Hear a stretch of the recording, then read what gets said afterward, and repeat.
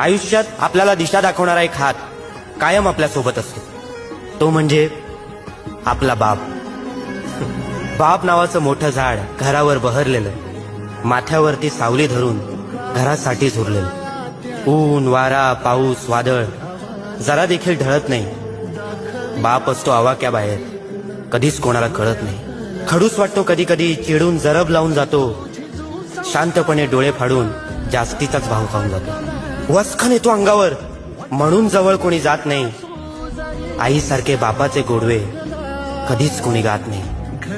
आईसारखी बापाला मिठी कधीच मिळत नाही, कारण बाप असतो आवाक्याबाहेर, कधीच कोणाला कळत नाही. बघा ना, बापाला सहसा कोणी मनावर घेत नाही.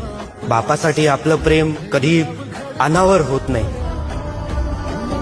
आभाळासारखा आपला बाप आपल्याला आयुष्यभर पुरत नाही. बाप गेला, आधार गेला,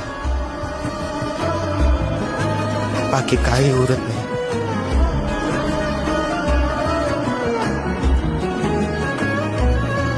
कासावी सोन तुम्ही आम्ही बाप आठवत अडत बसतो. त्याच्यासोबत जगण्यासाठी आयुष्यभर कुडत बसतो. आयुष्यात बाप आहे तोवरच खरं जगता येतं.